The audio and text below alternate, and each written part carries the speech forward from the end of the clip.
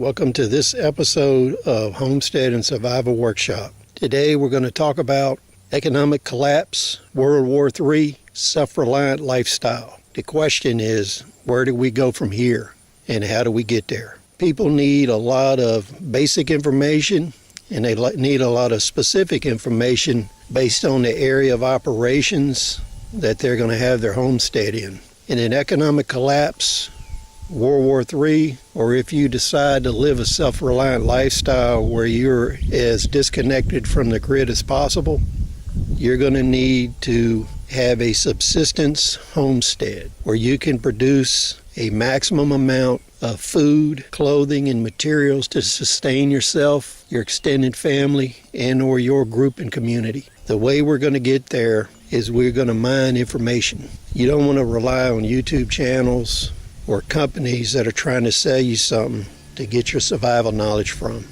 These first two books we're going to look at will get you started in the right direction. They're how-to manuals. They explain exactly how you do things. Some of the topics are covered in general format, some in specific.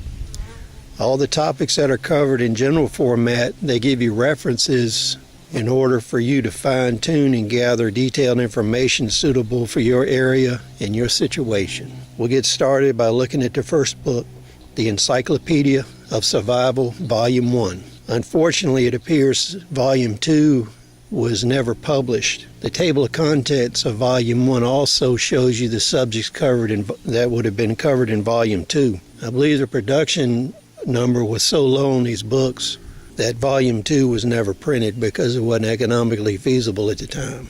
This book and the second book we'll discuss a little later in the video, you're probably going to have to get on Amazon or eBay in the used book market. The second book on agricultural fruit and nut production, if I'd have had that book 12 years ago, it would have saved me 12 years of trial and error. We're providing you this information so you don't make the same mistakes and you don't face the same trial and error on the job training during a disaster or emergency. We'll get started at looking through the Encyclopedia of Survival.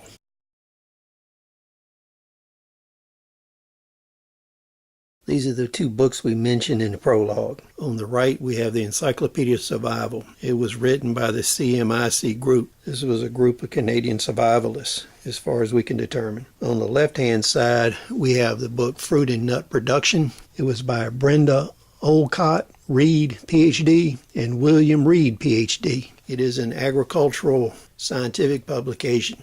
The Fruit and Nut book was produced in 2007. I don't remember the publishing date of the Encyclopedia of Survival. I do know it's quite old, though. And as I said, you may have to go on eBay and or Amazon to find these books. The search will be well worth the effort. We're going to do a detailed book review of these two books. On the Encyclopedia of Survival, we're going to start with the table of contents. In part 1, which is a book that was actually published, we're going to cover the following items.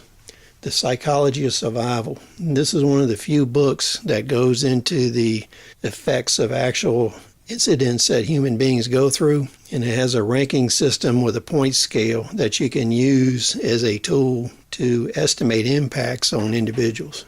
It goes into personal survival. It moves through survival evacuation, social survival, economic survival, currency and barter, climatic survival, nuclear war survival, biological survival, chemical, national survival, booby traps, and sabotage. The national survival and the booby traps and sabotage we're not going to cover.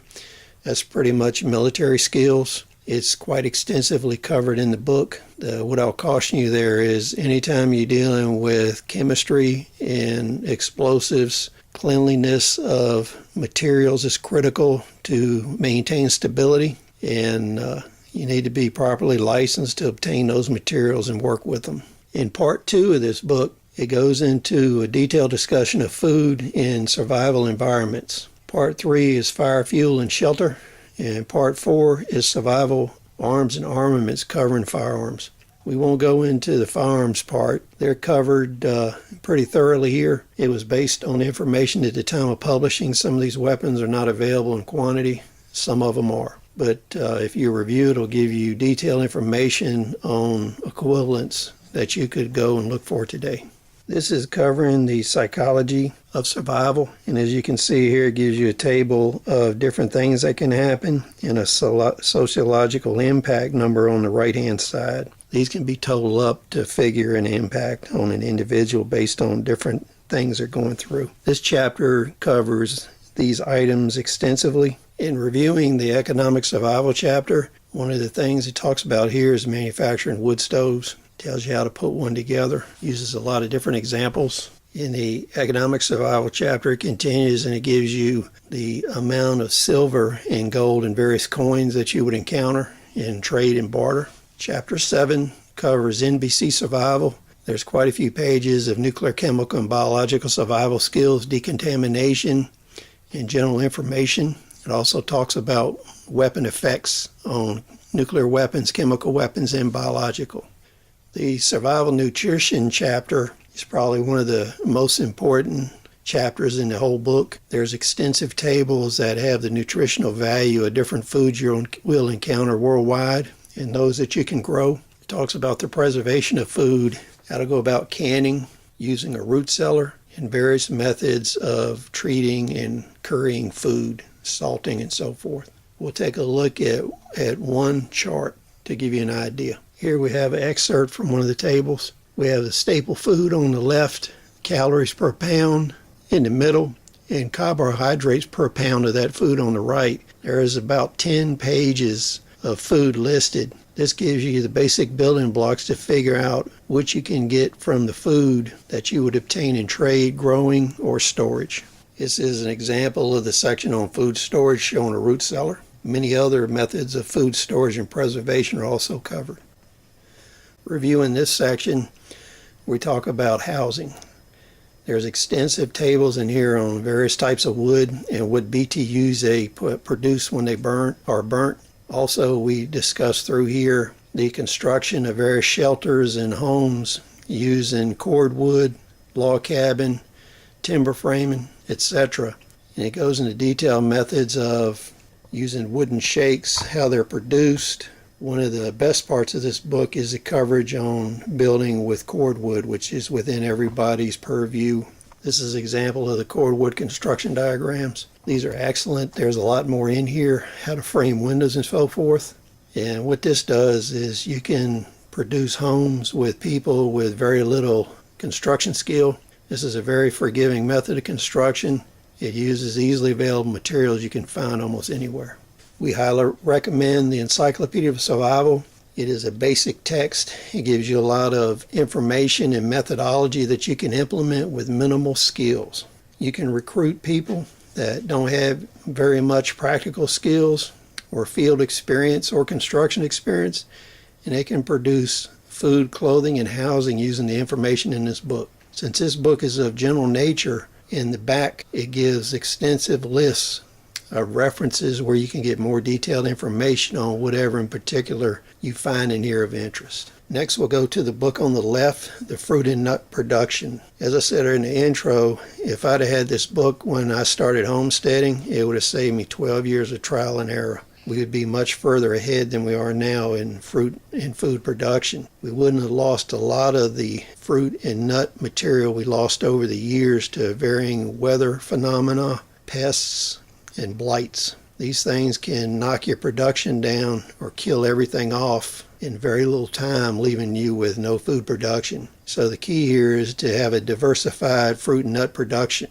The fruit and nuts will produce the most amount of food with the least effort of any agricultural method outside of permaculture. We've talked about permaculture in other videos, so we'll reference you to those videos if you want to discuss permaculture and learn about it. If you can only get one book on agriculture, growing fruits and nuts, this is the book to get. You can forget all the other ones. This one is so chock full of information. It gives you everything you need to know to grow these various fruits. It tells you which ones are viable in your area and which ones are not. It also covers pests and everything else.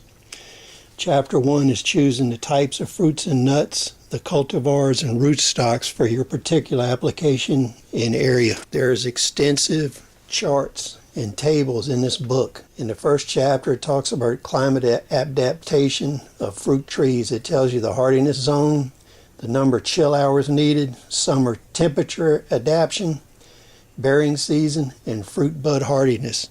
These are the criteria that tells you whether you will get consistent fruit in your area once every 2 or 3 years, 4 years, depending on your weather conditions, or whether you won't produce any fruit whatsoever on your trees. It gives us the USDA hardiness zone map is included in the book, as is the chilling hour map. Once you take and find out which hardiness zone you're in, you need to definitely determine what approximate minimum chilling hours are available in your area. This is critical to bud formation in fruit and nuts. If you don't have proper chilling hours available for the variety you're growing, you won't get any fruit. We have a plant economics of fall small fruits chart. This tells us what plant spacings to use, how many plants per acre it will take, startup cost per acre, first year crop, whether it's your second year, third year, fourth year, or fifth year, you actually start getting something. It tells you the profitable fruit year. This is when you're actually getting a sustainable yield of fruit. Yield at maturity, potential net profit, and years of expected life of the fruit tree. This is a key chart. This is critical importance for your planting. The chapter on site selection and preparation is excellent. It tells you what kind of soil profiles you need, what kind of drainage, what kind of moisture conditions. There's heavy emphasis on how to establish new plantings, orchards, and trees. This is critical information you don't find in many other places. It tells you how to prep the soil, how to set everything up, how to lay out orchards, and which tree patterns work the best. Here we have one of the numerous charts showing tree planting methodology on how to locate trees in your orchard. Extensive information is given on training and pruning fruit plants. There's an overview chapter here, and later in the book where they deal with individual types of fruit and nuts, there's extensive coverage on how to do the particular fruit or nut. Ground covers, mulches, and weed control. Extensive coverage in how to do these things. This will save you a lot of experimentation and headache. The book has a lot of color panels in it in different chapters.